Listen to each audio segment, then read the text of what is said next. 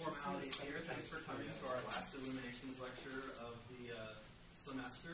It's been a very good semester, and we're looking forward to an equally exciting run in the spring. In case people are wondering, we do have tentative schedules.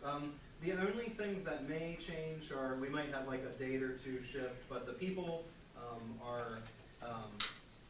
people here are the people that are going to go, and this is the order they should be in. We gave you a little bit of detail about what some of the talks will about, but of course we'll give out specifics as we get them from our spring speakers, and you'll get the usual email updates. Of course, Facebook and Twitter and all that good stuff. You can see the videos of these talks on YouTube. And with that, again, just thank everyone for being here. And I'll introduce Dr. Chris Yeomans here. He's an associate professor of the philosophy department at Purdue University. He earned his PhD in philosophy from the University of California, Riverside. He taught at Kenyon College in Ohio for 4 years. Dr. Yeomans then joined the philosophy faculty at Purdue in 2009. Among his philosophical interests are Hegel and German philosophy, the philosophy of action, political philosophy, and the history of modern philosophy. His publications include journal articles, Hegel and Analytic Philosophy of Action in the Owl of Minerva, and Spinoza, Feminism, and Domestic Violence in the Yeomans. And the book chapter, Identity as a Process of Self-Determination in Hegel's Logic and Therapeutic Interpretation. In Hegel on Identity and Difference from SUNY Press in 2007. His book, Freedom and Reflection, Hegel and the Logic of Agency, was published by Oxford University Press in 2011. Dr. Yeomans is an editorial board member for Clio Hegel Research Series and is currently supporting his interest in history through a Purdue Faculty Fellowship for Study in a second discipline. Tonight's lecture is titled Power as Control and the Therapeutic Effects of Hegel's Logic. Please join us in welcoming Dr. Chris Yeomans. Okay, well, thanks to Matt and Donovan for arranging this. The paper begins with some framing about the relation between therapeutic and constructive philosophy that's basically just stolen whole cloth from Michael Theunissen. So, Theunissen has distinguished between therapeutic and constructive philosophy of a variety of different forms. In its narrowest sense, the conception of philosophy as therapeutic holds that the only task of philosophy consists in curing misunderstandings that are engendered by philosophical mistakes. In a wider sense, one might think of philosophy as therapeutic if its task extends to the convictions of non-philosophical domains when those convictions cause suffering in those who hold them. So this sense differs from the narrow sense in holding both that there are problems that are not ultimately rooted in philosophical misunderstanding, but that these problems are nonetheless treatable by philosophical means. On either interpretation, therapeutic self-understanding orients philosophy practically by understanding its function as one of enabling the good life. In contrast, constructive philosophy aims to solve problems. In the pejorative sense, such a procedure actually creates the problems that necessitate therapy by mistaking philosophical problems for real problems. But Quanta thinks that there is also a sense of constructive philosophy, which he calls its narrow sense, in which it attempts to construct solutions for real problems within common sense, whether implicit or explicit, that endanger the good life, and so may correspond to, or at least be an element of, therapeutic philosophy in a wider sense. Then there is a related but wider, even wider sense of constructive philosophy that goes further in wanting to provide a philosophical framework to support the assumptions of common sense, even when those assumptions are not causing any proximate trouble. Finally, there is a revisionary sense of constructive philosophy that attempts to replace common sense, which it takes to be fundamentally mistaken. Well, rather than approaching the question of the constructive or therapeutic character of Hegel's logic through a global consideration of its argument and its relation to the rest of Hegel's system, I want to come at the question by considering a specific thread that runs through the argument of the logic, namely the question of the proper understanding of power or control. What I want to try and show is that there's a close connection between therapeutic and constructive elements in Hegel's treatment of power. To do so, I will make use of two deep criticisms of Hegel's treatment from Michael Theunissen. First comes Theunissen's claim that in Hegel's logical scheme, reality is necessarily dominated by the concept rather than truly reciprocally related to it. Then I will consider Theunissen's structurally analogous claim that for Hegel, the power of the concept is the management of the suppression of the other.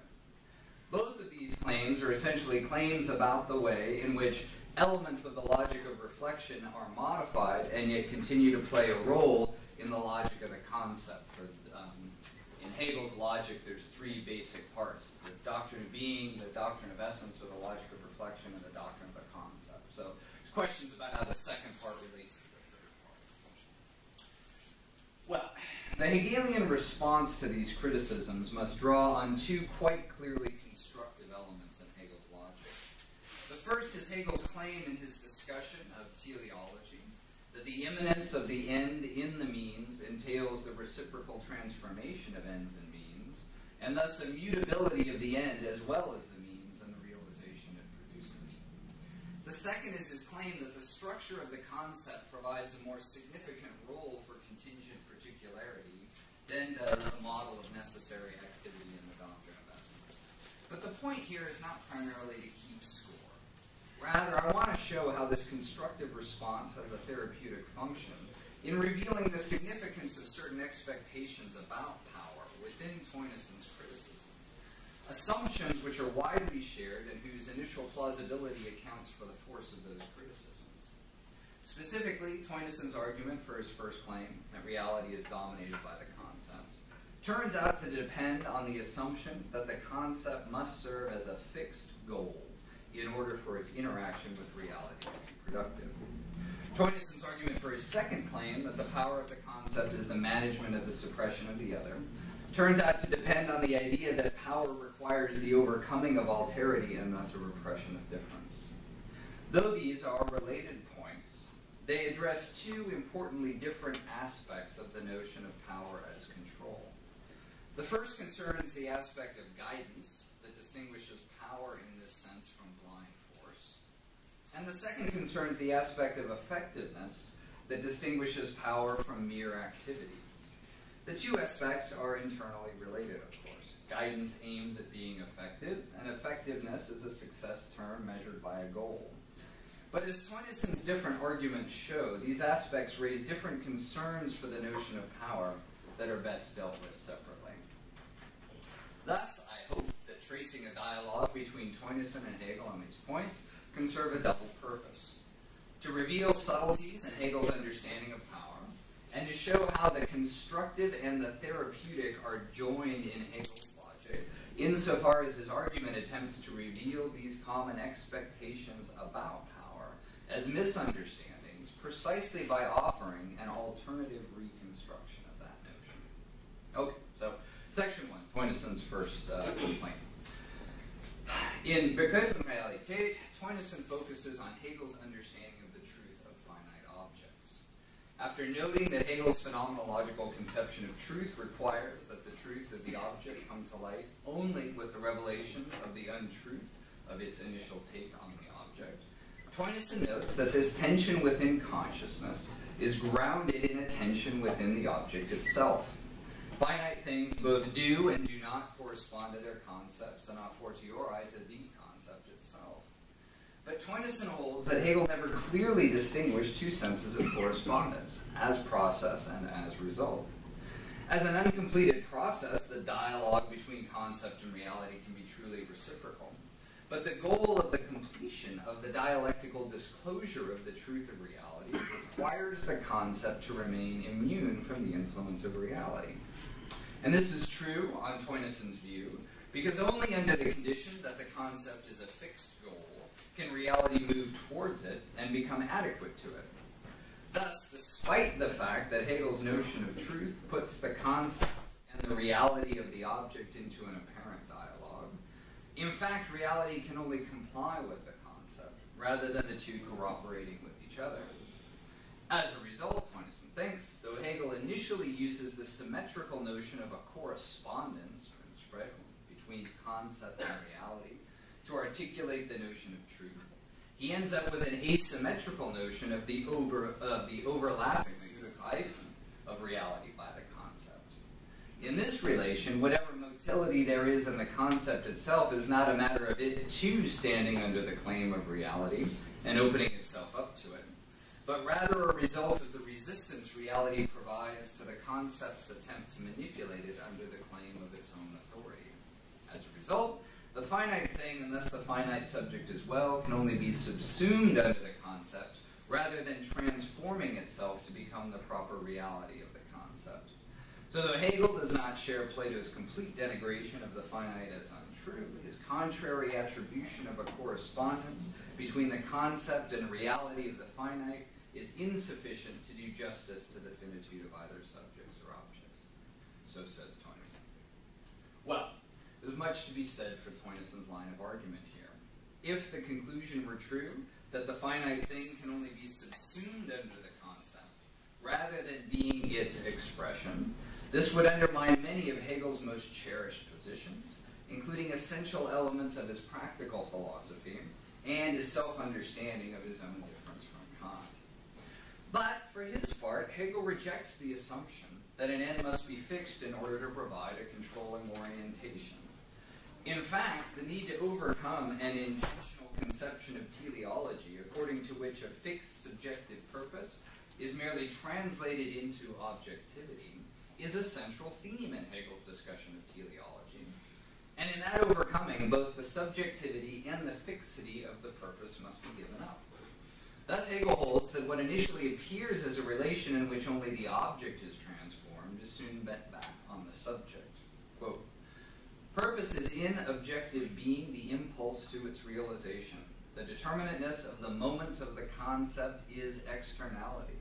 The simplicity of these moments within the unity of the concept is, however, incommensurable with what this unity is. And the concept, therefore, repels itself from itself. This repulsion, Abstoßen, is in general the resolution of the self-reference of the negative unity, by virtue of which the latter is exclusive individuality. But by this excluding, the unity resolves itself, that is to say, it discloses or unlocks itself."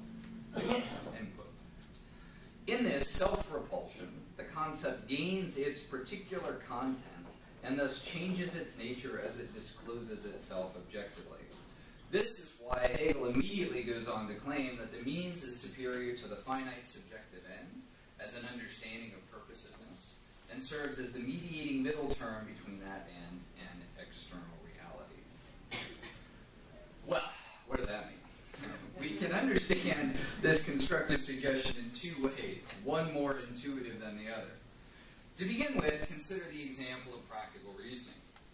One of the difficulties of views such as Hegel's that invoke social roles or collective identities as essential determinants of practical reasoning is that it appears not to leave any stable critical standpoint from which such roles or identities can be assessed.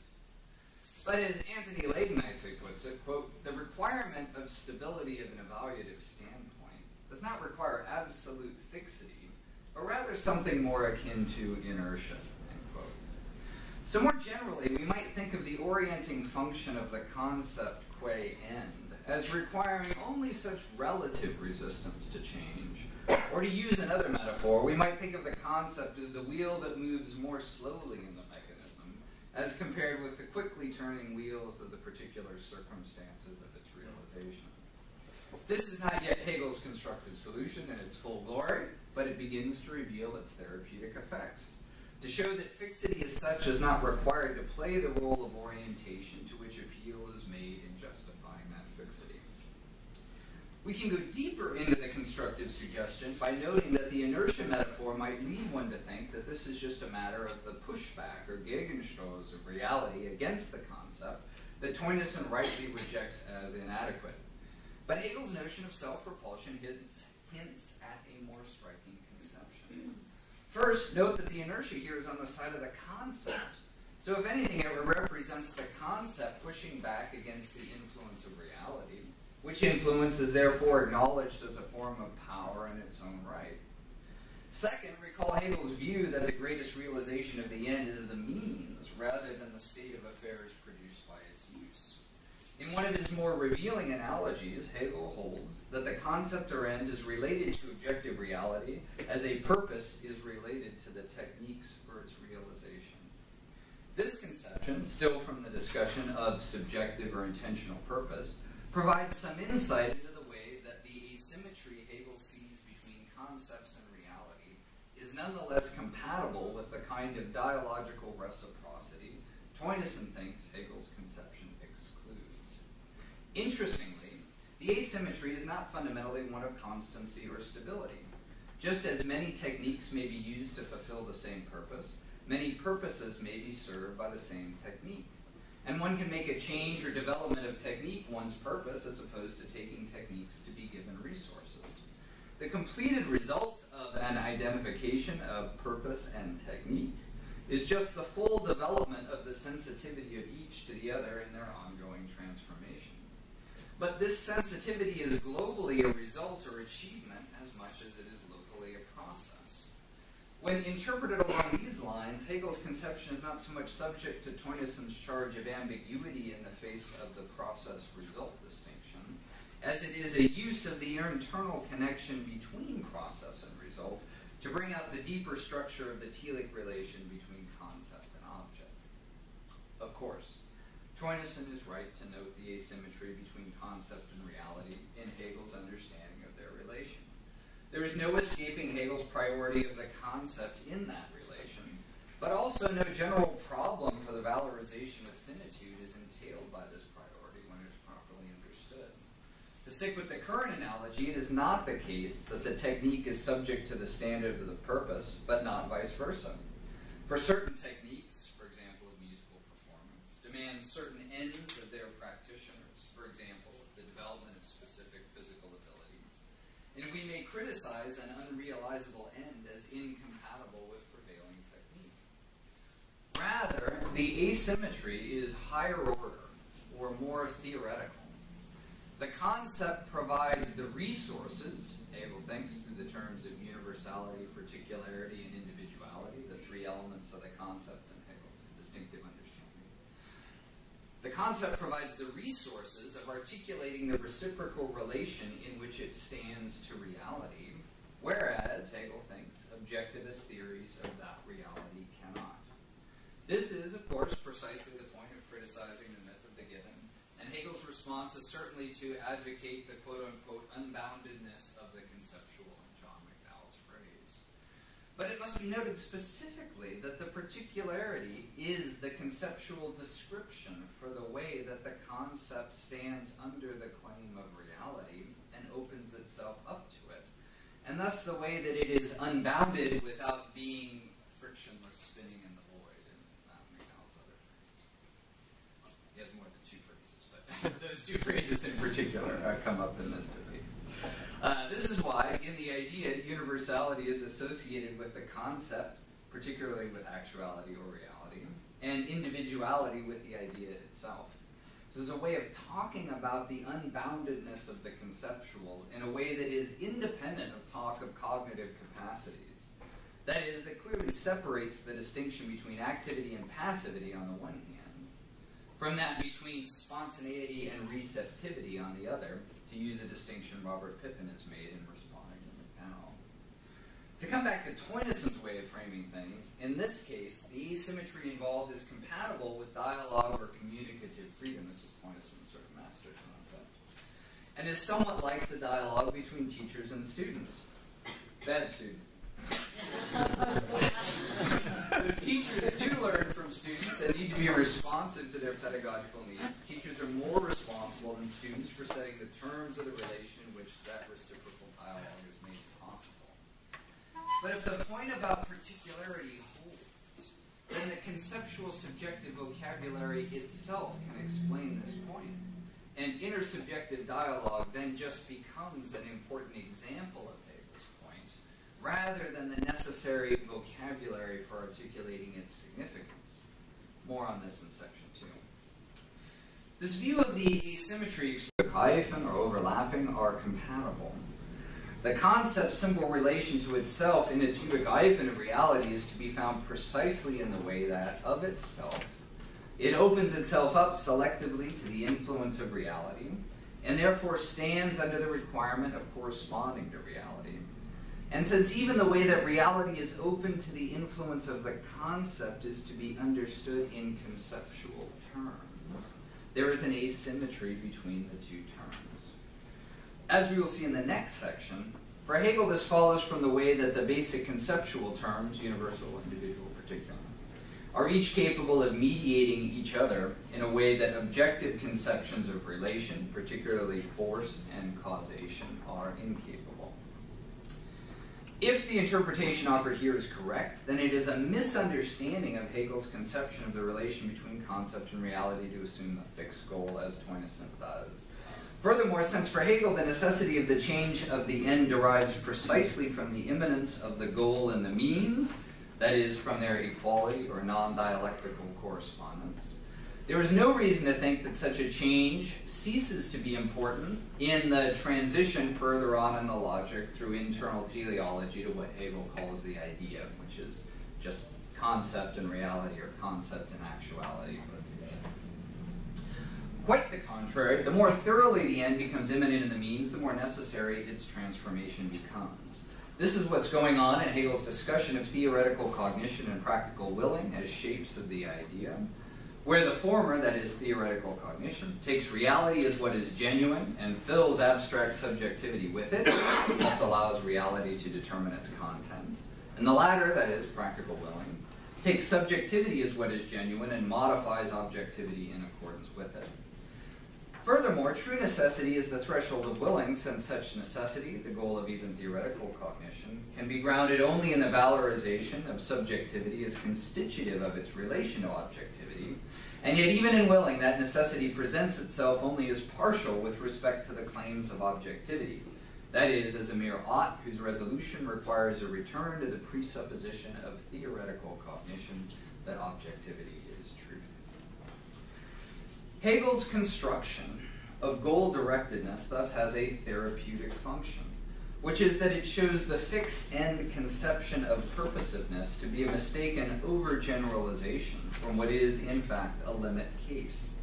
Very simple instances of intentional purposiveness in which technique or means and goal are given as a result of past development and simply applied in combination.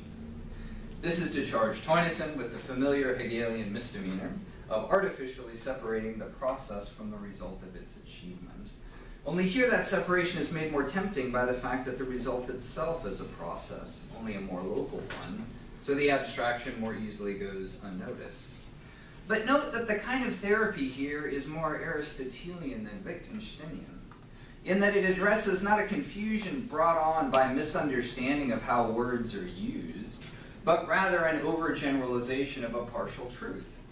In this respect, it is rather like Aristotle's attempt to prevent us from overgeneralizing the partial truth that pleasure is a good into the false view that pleasure is the good, where an integral part of that attempt is a constructive account of pleasure as itself a byproduct or consequent end of successful action. But teleology is just one articulation of the power of the concept for Hegel, and perhaps a somewhat derivative articulation of that, given its specific placement as a model of objectivity within the subjective logic. Thus, one might think that this first Hegelian response misses Theunisson's point, which is really about the power of the concept as such. Theunissen is well aware of Hegel's claimed superiority of the conceptual terms as compared to the objective forms of relation, but in Krise der Macht he has argued with great care that on Hegelian terms, power can only be understood as the domination of the whole over the other. So, section 2. There, Theunissen argues that Übergreifen develops already in the logic of reflection, as in the second part of the logic, as the appropriation of the one of the other as its other. Hegel's specifically dialectical thinking of this power requires the overcoming of alterity and thus a repression of difference that constitutes identity as the whole which dominates the other. This power is then thematized by the doctrine of the concept, that is the third part of the logic. When that happens, it can be nothing but the management of the suppression of the other, since self and other are related as two totalities, each of which must appropriate the other in order to maintain its own existence. As Theunissen's charge of domination makes clear, here we are focusing on the dangers of the effectiveness of control, that is the second aspect of power that I discussed at the beginning. A reply to Theunissen must take up the distinctive way that the elements of the concept are related to each other, as opposed to their proximate analogues in the logic of essence, and most importantly, the way that the effectiveness of conceptual individuality is taken to be different from the activity of essential necessity.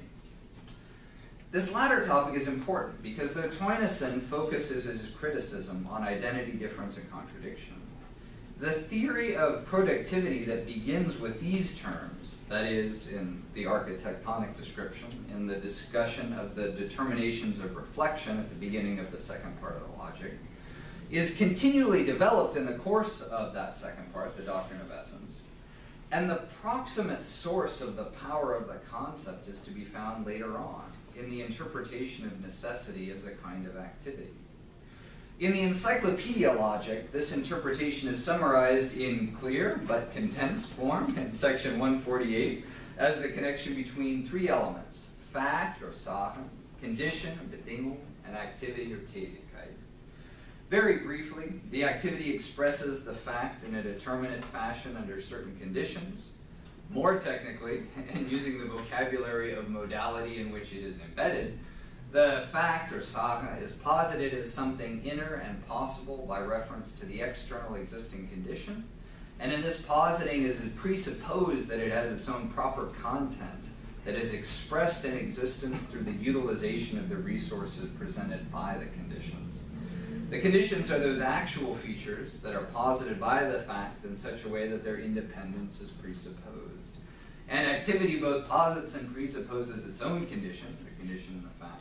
It is the necessity of separating the two that is presupposed by the fact.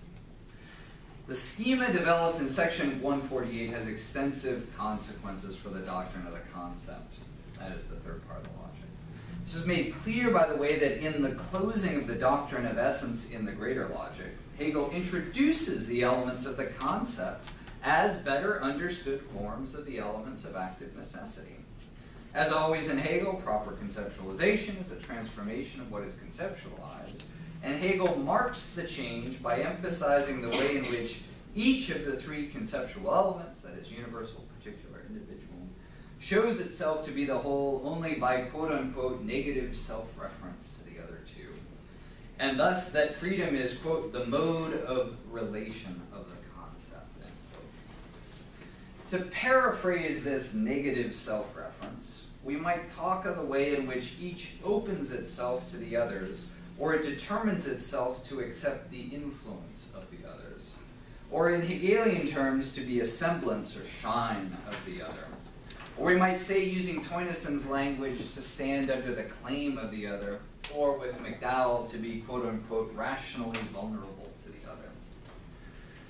To come to the specific introduction of the conceptual elements, the fact, or Sache, becomes the universal, quote, the totality, hitherto passive substance, which is originative as reflection out of the internal determinateness, as a simple whole which contains within itself its positedness, and is posited as self-identical therein, end quote.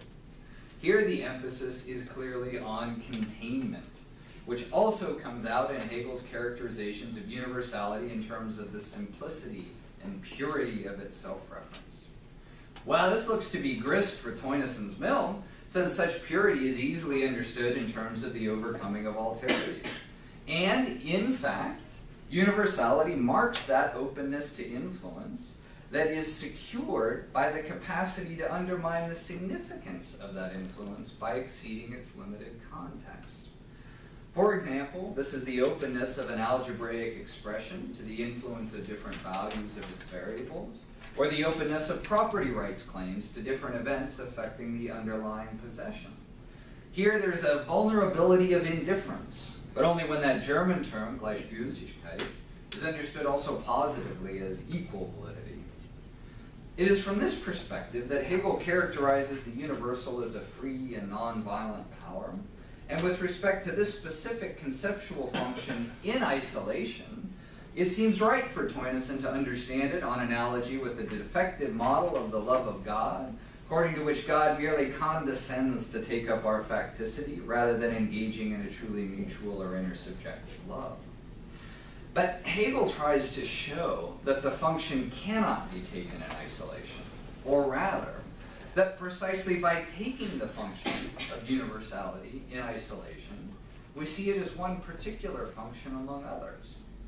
Thus Hegel argues that in virtue of having the internal norm by which it is able to take up that particularity, the universal is itself a particular. This is Hegel's way of indicating that even the indifference of the universal is a kind of vulnerability, as comes out in his claim that the universal and the particular are mutually produced out of a double seeming, a double shine, outwards into the particular and inwards into the universal at the same time. To move on with the introduction of the conceptual elements, the condition becomes the particular. Quote, because the universal is self-identical, only in that it contains the determinateness within itself is superseded, and is thus the negative as negative, it is immediately the same identity which individuality is. And the individuality, because it equally is the determinately determined, the negative is negative, immediately is the same identity that universality is. This, their simple identity, is particularity, end quote. We've got to be careful about the simplicity here. Paradoxically, particularity is the simple identity of universality and particularity. That is, the negative is negative, but is not, as it were, the simple identity of itself, precisely because it is the identity of negativity. What we have then in the particular is as the outward half of this double seeming is non-simple, but also not a whole. Quote, the particularity is not, therefore, as totality, end quote. For this reason, particularity is both that which binds together the universal and the individual, but also a limit notion of reason. It is the cement of Hegel's conceptual universe, but precisely by having the double openness to its significance being exceeded by the universal and modified by individual contrasts with other particulars. But Hegel's view appears to be that there is a kind of power precisely in this double vulnerability. Precisely because of its vulnerability to individual contrast, it has the ability to modify the significance of the larger context in the process of being exceeded by it.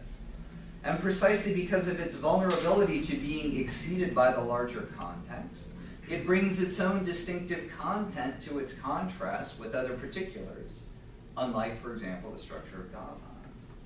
Of the former ability, that is, the ability to modify the significance of the larger context in the process of being exceeded by it, examples are the change in the slope of a graph of a function on the basis of new values, or changes in bodily capacities as a result of specific challenges in athletic training.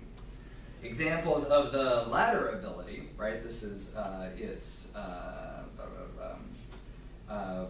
because of its vulnerability to be exceeded by larger context, it brings its own distinctive content to its contrast with other particulars. Examples of that would be the way, on Hegel's view, the upbringing within the family prepares us for the competition of civil society. In the greater logic, after the introduction of the particular, Hegel circles back around to the universal to recharacterize its exceeding function, now that this function is no longer to be taken in isolation. And he does so by way of a form-content contrast between the universal and particular. He tells the following story. At first, it looks as if the universal is entirely unaltered by its uptake of the particular. This is what he calls pure universality. But this very indeterminacy makes the universal a kind of particular, makes it a genus. And this determinate character is what allows it to vacuum up the particulars indifferently, but really only to vacuum up a certain range of particulars. To put it in the terms I have used, the exceeding function of universality turns out to be grounded in its identity with the particular. But therapeutically, this reveals that what look like pure universalities is in fact just abstract universality, where the adjective abstract denotes precisely the way in which the universal stands under the claim of particular content on pain of being defective qua universal. This is what explains Hegel's claims that the particular has turned the tables here and is itself indifferent with respect to the universal. That is, different universals are with equal validity ascribed to it. And thus that the constitution of the universal as the inner half of the double seeming necessarily goes beyond indifference to the outer particular. This double seeming is clearly the analog of activity as we saw it in section 148 from the encyclopedia-logic version of the Doctrine of Essence, that itself differentiates between the possible fact, or Sache, and the actual conditions. But in the concept, activity becomes the individual, quote, the totality, hitherto causal substance, into the reflection, equally out of internal determinateness into a negative determinateness, which, as thus the self-identical determinateness, is likewise posited as the whole, but as self-identical negativity, end quote. What is interesting about the greater logic's discussions is the contrast between the treatment at the end of the Doctrine of Essence, in which particularity is introduced last as the identity of universality and individuality, and the treatment in the first chapter of the Doctrine of the Concept, in which Hegel treats individuality as just falling out of the recontextualization of the exceeding function of the universal by the influence of the particular. This is a superficial difference, of course, but a difference that allows Hegel to emphasize different aspects of individuality in the two discussions. In the first, its vulnerability is emphasized, and in the second, its effectiveness. But since what we are primarily interested in is the connection between the two, we need to do justice to both. The vulnerability introduced in the first discussion is fundamentally the vulnerability of contrast between different ways of playing a functional role. So, for example, this is the vulnerability of normal cell DNA to retrovirus DNA, or the vulnerability of a spouse to being replaced by another.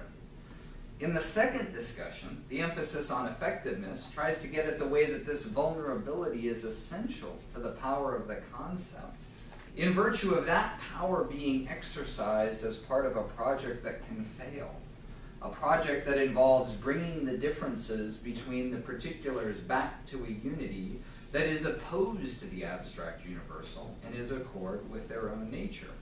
So, to take the cellular example a little further, a unity that was abstract would be precisely indifferent between the normal DNA and the retrovirus DNA, and would thus undermine the cell's project of maintaining itself as an individual. What the cell needs is a unity that excludes the retrovirus DNA, but this can only come from leveraging the nature of the particular elements of the cell in their interconnection. So one might interpret advances in HIV treatment due to the use of multiple antiretroviral drugs that target the substitution of normal for retroviral DNA at multiple points as an example of assistance in the project of bodily individuality, in that instance in which the body's own system for discriminating the universal nature of its particulars, namely the immune system, has become part of the problem. What is important here from the second discussion on the Doctrine of the Concept is the way that the abstract universal plays a role as a kind of particular with respect to the project of individual effectiveness, as an inherent danger and therefore also as a limit notion of reason, just like the particular is a kind of limit notion of reason. To return to the question of the relation of the therapeutic and constructive, we can say again that Theunissen has overgeneralized one aspect of the role of one of the three elements, namely the exceeding function of the universal. But more precisely, the Hegelian diagnosis is that of syncretism. Theunissen's initially quite plausible claim, that is, that the self and other are related as two totalities, each of which must appropriate the other in order to maintain its own existence, illegitimately combines the exceeding operation of the abstract universal with the competitive stakes of the possible substitution of individuals. But this therapeutic point is significantly reciprocally via an alternative account of the identity of the universal and the individual, which is just his notion of particularity. None of the three conceptual elements is reducible to the other, even as a matter of the perspective on the relation between the three, right? That is, we need a universal perspective on the relation between universal, particular, and singular, and also a particular perspective on our relation, and an individual perspective on that relation, none of which are reducible or replaceable by the others. Thus, Hegel's idea that each of the three, quote, is just as much the whole concept as it is determinate concept and a determination of the concept, end quote. Okay, brief conclusion. I've said rather too little in this paper about the problem of control in the logic of essence, that is in the second third, and rather too much elsewhere. So let me say something of the right length, at least, about the relation between Hegel's treatment of the theme and the logics of essence and the concept. On my view, there are two different sets of problems that arise with the notion of control, regardless of whether the locus of responsibility with respect to which control is defined is an agent's will or some other conceptual structure. The first set concerns the very possibility of that locus of responsibility, and with respect to agents, this set is represented in modern, broadly naturalistic skepticism about free will. Hegel attempts to deal with these concerns as issues not of nature, but of explicability generally in his treatment of objectivity, both in the logic of essence and in the conception of the object within the logic of the concept. The second set of problems concerns the question of whether multiple loci of responsibility are possible. That is, whether my being such a locus of responsibility is compatible with your being such a locus, or God, or the state. This set is represented by a broad sweep of writers that I think of as particularist critics of Hegel, right? Deleuze, Adorno, so on. But as should be clear from the orientation of this paper, I take Theunissen to be the most sophisticated and insightful purveyor of such corrections.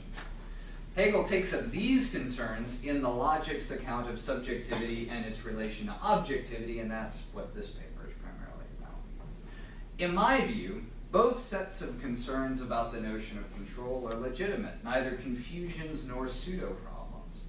And both of Hegel's sets of responses add to the complete understanding of control. That is, in a technical sense, Hegel's technical sense, the idea of control. So though Hegel's constructive accounts do have the therapeutic function of showing certain expectations to be mistaken, they also show that there is some truth to those expectations, and thus that they are not pure shine or semblance in Theunisson's sense of a phenomenon that does not participate in truth at all. Let me conclude on this note by coming back to Quanta's taxonomy of constructive and therapeutic philosophies with which I began, and specifically with a possibility Quanta has raised for Hegel's system as a whole, but which I want to raise with respect to his approach to power.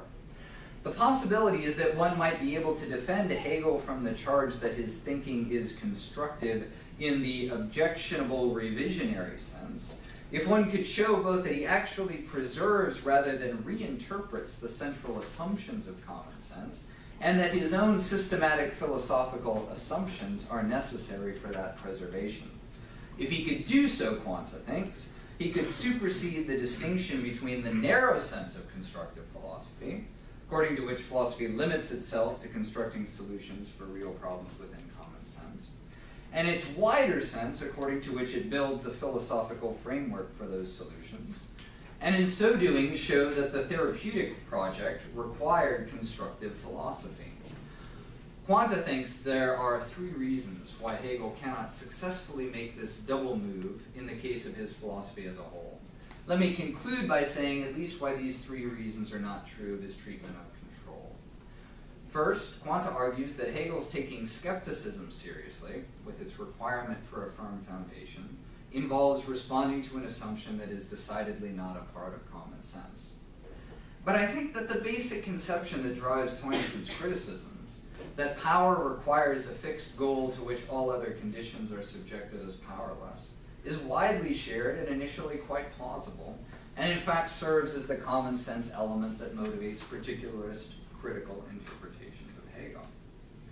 Second, Quanta argues that Hegel has produced an implausibly internalist conception of self-consciousness. But if the interpretation of the elements of the concept offered in section 2 is correct, then this is simply not the case. And since the doctrine of the concept is, officially at least, the theory of subjectivity as such, the role of particularity there shows the externalist component even in the categorical scheme as it is neutral between theoretical and practical ideas. Third, Quanta argues that Hegel also does not succeed in showing that qua finite subjects we implicitly make these commitments, and thus showing that his philosophy is a reconstruction rather than a replacement of common sense commitments. But here I think the ease with which we can understand examples of power that include Hegel's commitments shows their presence within the common stock of possible thoughts that goes by the name common sense. Common sense is not so common not because people are dumb, but because it is a shifting and only moderately consistent set of commitments. So this case in which both the commitment that produces skepticism and the commitment that answers it are present in common sense seems to me by no means exceptional. Now, I don't deny that there may be Hegelian arguments that have a more narrowly therapeutic form. For example, the striking unimportance of the notion of virtue in his moral philosophy is to be explained at least in part by his diagnosis of a confusion between the Greek arete, the Latin virtus, and the German Tugend.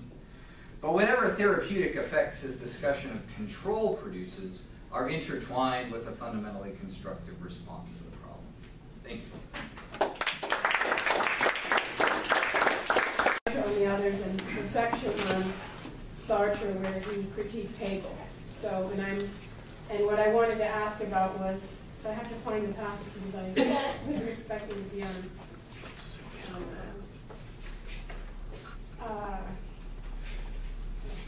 maybe somebody else can go. I find go on YouTube and search. Yeah, because the YouTube very addresses. simple question based on early part of your talk. We're constantly making. So you can search for me. Concept and reality. Yeah. Well, But you should also come up here isn't, I mean, it's a simple question. What is reality in this context? Yeah. Doesn't sort of insisting on that distinction and the fact, therefore, that there is both concept and reality, presumably, doesn't that in fact sort of give us a new myth of the given after all? Yeah, so it's a good question, right? And this goes to the heart of a lot of recent debates of trying to characterize in what sense Hegel can have reality as some sort of touchstone without precisely reintroducing this myth of the given, right? So in the McDowellian language, this is the problem that you want the unboundedness of the conceptual without getting frictionless spinning in the void, right? Without having concepts just bouncing off each other without there being any touchstone to which they respond and so on. And so McDowell's solution to this that's supposed to avoid the myth of the given is to introduce a kind of receptivity is the term that he uses both in Mind and World and in his work on Hegel. Pippin and others have objected to that as being essentially too empiricist, right, for Hegel's understanding, and I'm sympathetic to that response. It just doesn't seem right. So the question, yeah, is precisely how can one get reality without the myth of the given, right? Now, I think in the broader scheme of things, Hegel's way of addressing that is to talk about explanatory and justificatory strategies that we can characterize as objective or actual on the one hand, in contrast with explanatory and justificatory patterns or strategies that we can describe as more properly conceptual or subjective on the other hand. So what meets is not a sensible affection and a spontaneously produced mental concept, but rather you have a sort of meshing of gears, as it were, of two different kinds of organization in this way. So that's the way I think Hegel wants to go about it. And so you get these passages in the Science of Logic where he'll say the materiality of objects is constituted by the fact that they have their own internal measurements, for example. But measurement or measure is just a logical category, right? So the materiality or physicality of objects is divorced from their sensible affection of us or our receptivity to them. And so you're supposed to be able to get a differentiation between concept and reality that doesn't plop the reality down as, again, just something given in a sort of empiricist sense. So, I mean, I take that to be sort of exactly the problem, and thus the problem of this overlapping, the superhyphen. I don't know if that helps.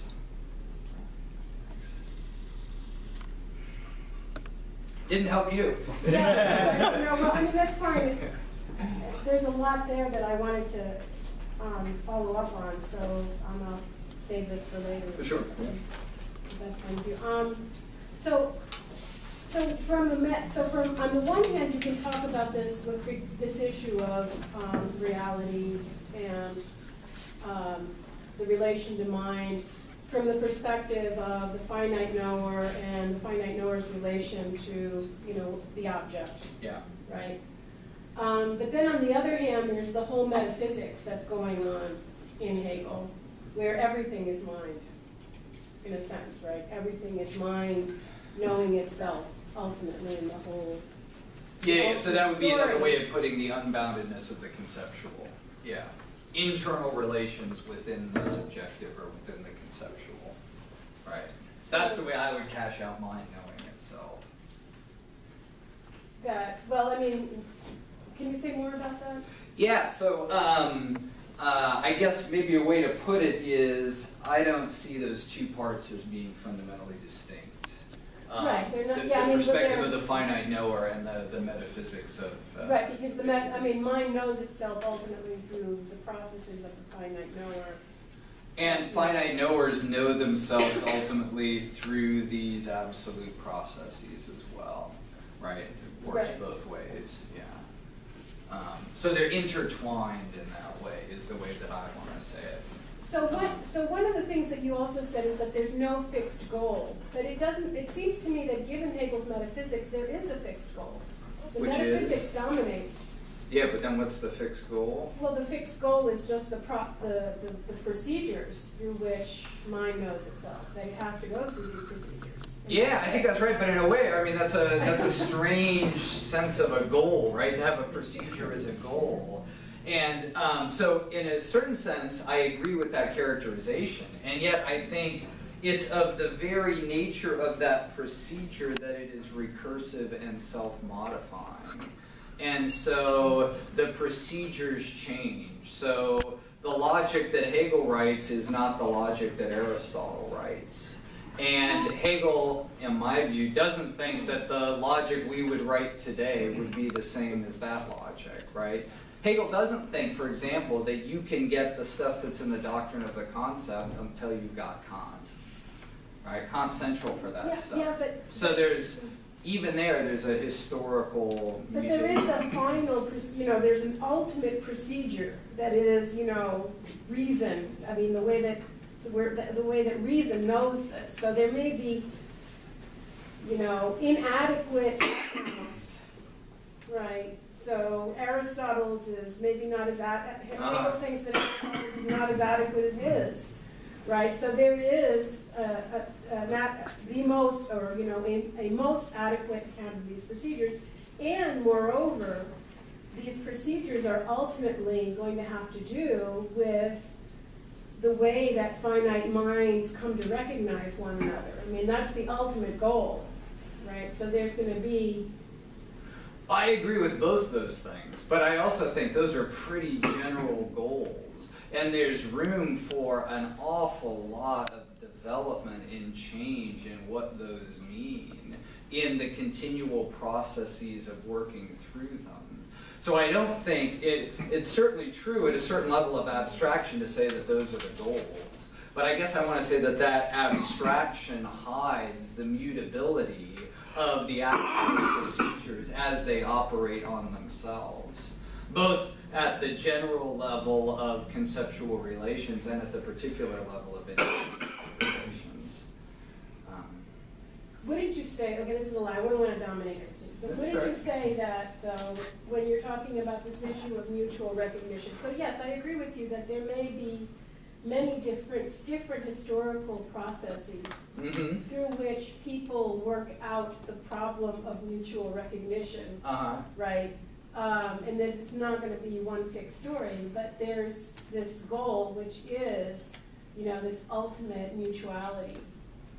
Yeah, but you can't ever state that goal. I mean, that's the interesting thing. I mean, one looks in vain for the statement of the goal, even as a kind of limit notion, right? Of an absolutely adequate version of that goal. All we get is the sort of continual progression of less inadequate, right? That's all you ever get out of Hegel, is the next step is less inadequate than the one that came before. And any time that there's a claim to adequacy, it's a kind of claim to a recognition of precisely the interminable nature of precisely that kind of development, I think. So again, at a certain level of abstraction, I don't disagree with what you're saying. But maybe to put it in another way, even if you say mutual recognition is the goal, right? That leaves open a constant transformation of what counts as mutual recognition. And that recursively gets worked out in particular instances and procedures of mutual recognition. So there's an infinity of progressively more mutually recognizing each other more and more, something like that? Well, I mean, there's at every point the sense that more can be done.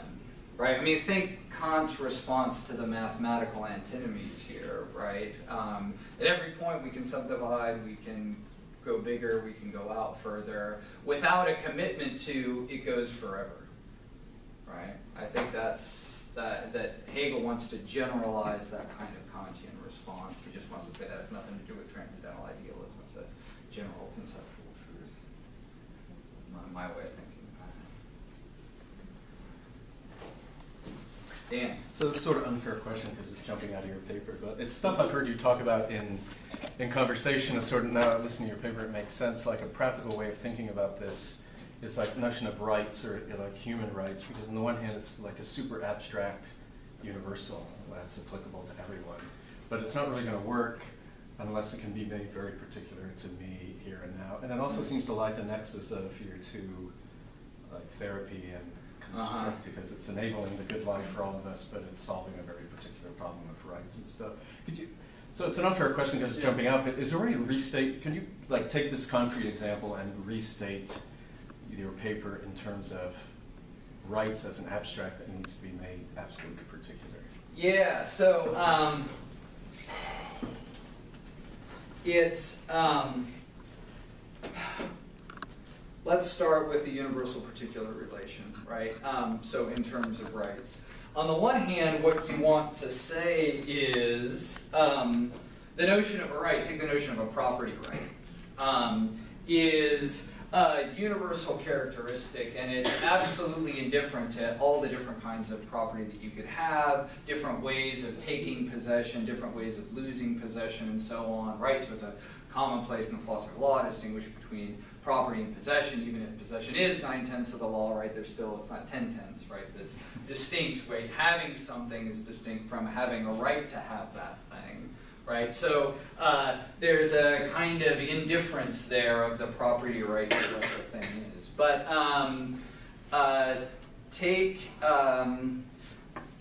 but our sense, when push comes to shove in particular social circumstances where appeals are made to the right of property as a norm of mutual recognition, it starts to turn out that notion of property isn't as abstract as it seems.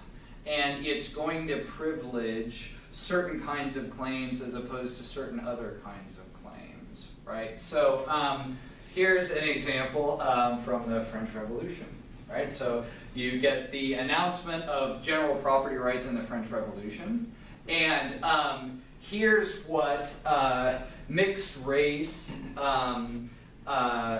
people in the French colonies think. Fantastic! Now we get recognition of our property claims to our slaves.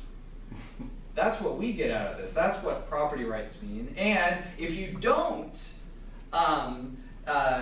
accept my property right to my slaves, you're precisely not treating me as a person, right? This mutual recognition, this intersubjectivity has broken down, right? I mean, we could go through the same thing with the notion of the person in French Revolutionary debates about women, right, and about Jews and so on, right? Who counts as what? And so that's a sense in which a universal that looks pure turns out to be a universal that's abstract, that is sort of one particular norm among others. And once it's one particular norm among others, we can argue about whether it's the right norm to have or whether another kind of norm ought to be right there, right? And so that then we get this interplay between the universal and the particular, and what comes out of that are these debates about what counts as a person and what counts as property rights.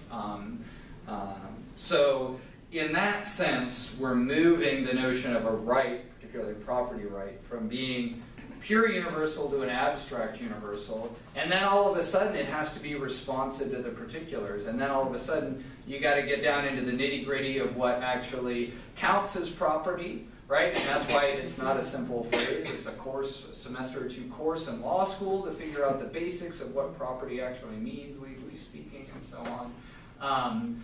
And then, so look, on the one hand, you can say, we're all sons and daughters of the French Revolution. We all believe in these rights. And yet, it seems clear that we have a different sense of what these rights are based on the kinds of conversations and historical context that we've had since then. I don't know, does that help? Does that get at what you were trying to It does, in general. Can I just, what you said, there's a move from the pure to the abstract universal. What's that distinct? I'm not sure I see that clearly. I can see getting to the particular, and that generates lots of things. But. Yeah, I mean, look, as it comes out of lots of, Enlightenment views about what reason gives us and what reason demands, it looks like the notion of a right or a property is a kind of, is in the French Revolutionary debates, it sort of depends on two different things, right? So some people think of property as going back, as being grounded in a sort of medieval notion of contract and promise, right? And other people think of property in a more modern sense as what you need to control to keep your goal orientation towards your own independence, right? For what it's worth, this is Hegel's view. Hegel plops down for the modern version of this. And